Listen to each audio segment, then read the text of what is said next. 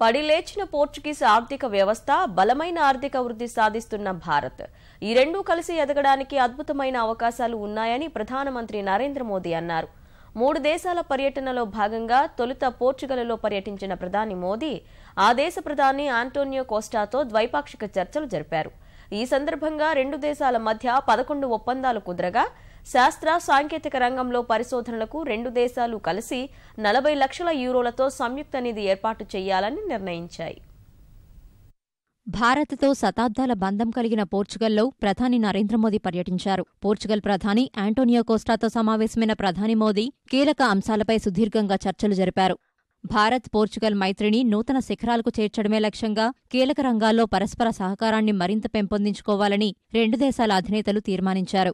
ఉగ్రవాదంపై పోరు, అంతరిక్షం, వాతావరణ పరిశోధన, అంకుర సంస్థలపై ప్రధానంగా మోదీ కోస్టా చర్చలు జరిపారు. అనంతరం 2 దేశాల మధ్య 11 ఒప్పందాలు కుదిరాయి. అంతరిక్షం, నానో టెక్నాలజీ, సాంస్కృతిక బంధం వృద్ధి, యువజన, క్రీడలు, ఉన్నత విద్య, సాంకేతిక పరిశోధన రంగాలు సహా పోర్చుగల్ భారత్ వ్యాపార కేంద్రం, పోర్చుగల్లో ఇండియన్ ఛాంబర్ ఆఫ్ కామర్స్ ఏర్పాటు ఒప్పందాలపై 2 దేశాల ప్రతినిధులు సంతకాలు చేశారు. 2 దేశాల మధ్య శాస్త్రీయ పరిశోధనలకు గాను ఉమ్మడి నిధి ఏర్పాటు చేయాలని మోదీ కోస్టా నిర్ణయించారు. అందుకోసం 40 లక్షల యూరోలతో నిధి ఏర్పాటు చేయనున్నారు. జనవరిలో భారత్లో కోస్టా పర్యటన తరువాత 2 దేశాల మధ్య సంబంధాలు మరింత పురోగతి సాధించాయని మోదీ తెలిపారు. The new agreements in the fields of taxation, administrative reforms, science, space, youth affairs and sports outline the expanding scope of our partnership. Our cooperation in science and technology is also gaining momentum. To support our collaboration in cutting-edge technology, we have agreed to set up a joint science and technology fund of 4 million euros. We are also keen to learn from Portuguese expertise in nanotechnology, marine science and oceanography. Space is a new area of our bilateral cooperation. This idea was born when PM Costa visited India earlier this year. అనంతరం పోర్చుగల్లో నివసిస్తున్న భారతీయులను ఉద్దేశించి ప్రధాని మోదీ ప్రసంగించారు. పోర్చుగల్లో సుమారు 65,000 మంది భారతీయులు, భారత సంతతికి చెందిన ప్రజలు ఉంటున్నారు. వీరందరూ చేస్తున్న కృషిని మోదీ అభినందించారు.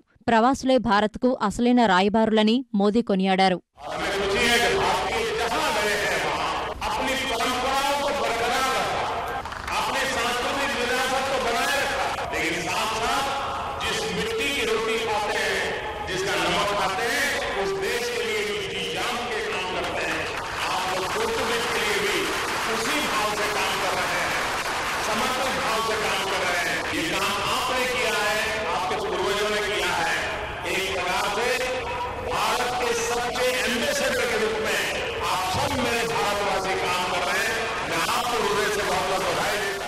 భారత సంతతికి చెందిన పోర్చుగల్ ప్రధాని ఆంటోనియో కోస్టాకు ప్రధాని ఓవర్సీస్ సిటిజన్ కార్డు ప్రదానం చేశారు.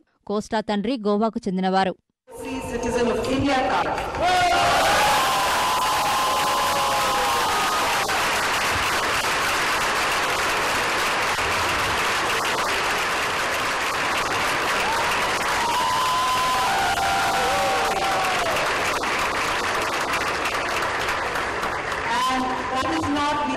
Always be a person of Indian origin, so we have framed his old PIO crown along with a picture of him receiving the Pravasi Bharatiya Samman Award as a souvenir and a memento.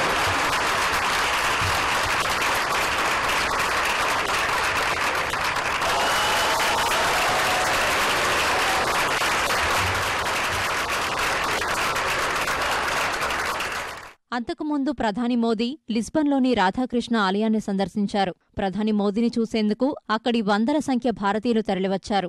అక్కడే ఏర్పాటు చేసిన యోగా కార్యక్రమాన్ని ఆయన తిలకించారు.